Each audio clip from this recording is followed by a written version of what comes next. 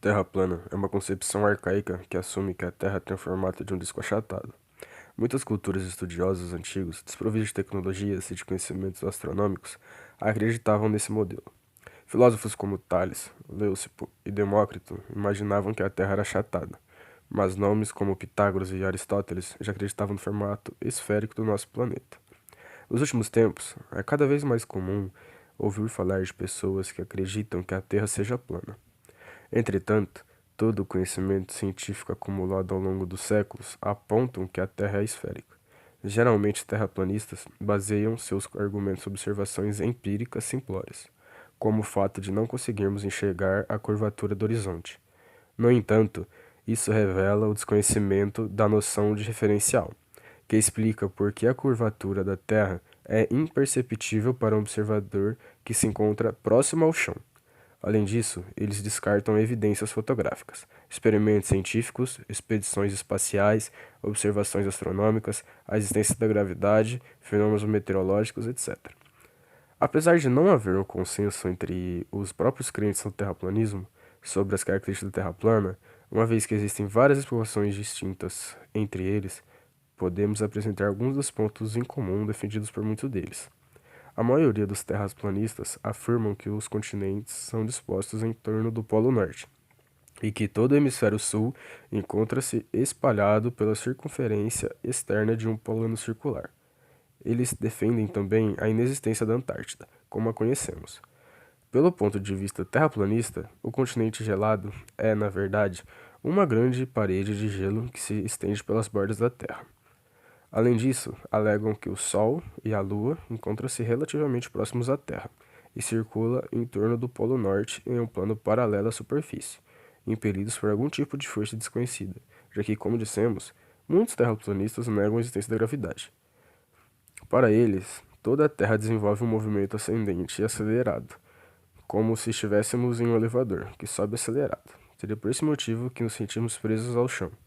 Um dos argumentos utilizados por parte da terraplanista para negar a gravidade é o de que ela é forte o suficiente para manter os prédios presos ao chão, enquanto é fraco o bastante para permitir que os pássaros, por exemplo, sejam capazes de voar livremente. Todavia, esse tipo de declaração demonstra um claro desconhecimento sobre os conceitos de inércia e aceleração. Vale dizer que a visão terraplanista não é capaz de explicar, por exemplo, o motivo de enxergarmos mais longe quando nos posicionamos em alturas cada vez maiores. Além do mais, não haveria motivos para não conseguirmos visualizar uma boa parte do resto do mundo, se tudo estivesse contido em um mesmo plano. Uma das formas da gente refutar a teoria da Terra plana é usando alguns fatos. E o primeiro desses fatos é do Eratosthenes e a circunferência da Terra. A circunferência da Terra ela foi estimada por Aristóteles. Entretanto, a primeira medida fiel foi realizada por Eratosthenes em 240 a.C. Como ele foi, diretor da Biblioteca de Alexandria e conhecia todas as datas dos solstícios e equinócios, Eratosthenes notou por meio de um dos manuscritos da biblioteca que no solstício de verão na cidade de Siena, atual Assuã, ao meio-dia o sol ficava quase exatamente no zenite. O que é zenite? É como se o sol ficasse bem no topo do céu, formando um ângulo reto com o solo, de modo que podia ser observado no fundo de um poço. Porém, em Alexandria, nessa mesma data, na mesma hora, isso não vai ocorrer, pois o Sol não vai ficar suficientemente perto do zenite. Então ele vai perceber que se ele pudesse determinar esse ângulo e descobrisse a distância entre as cidades, poderia determinar o tamanho da Terra.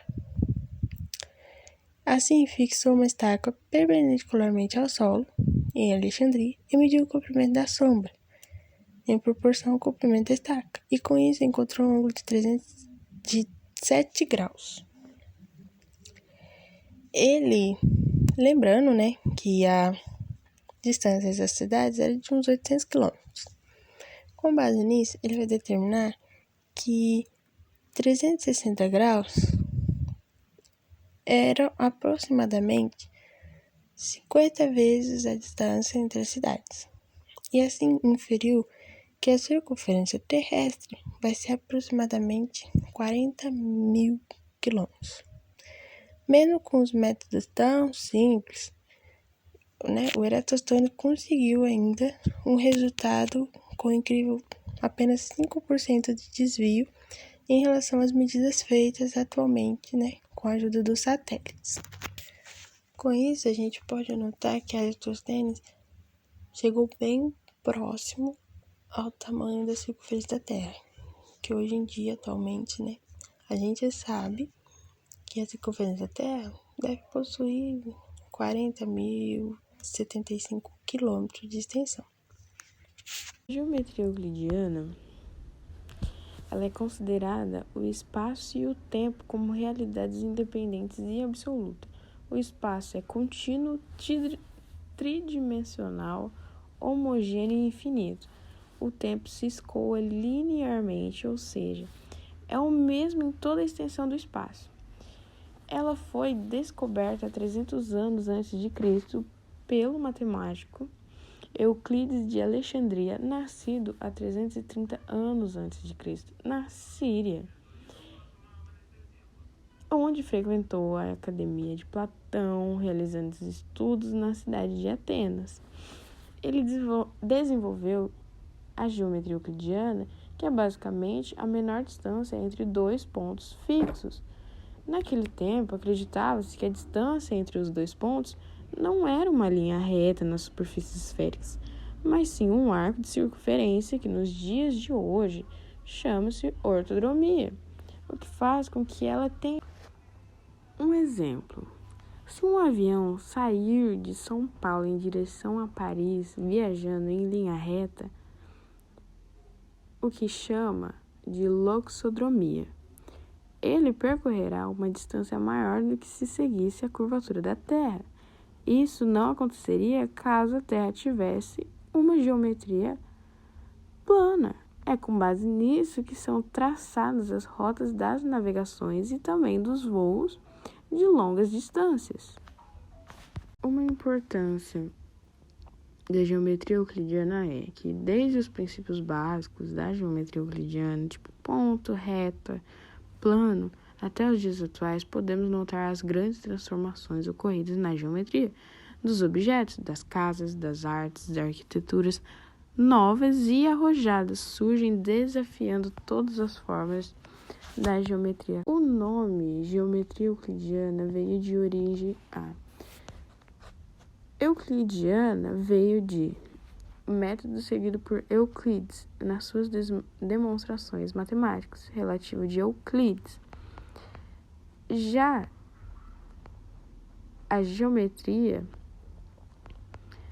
ela veio de estudos de formas dos objetos presentes na natureza, das posições ocupadas por esses objetos, das relações e das propriedades relativas.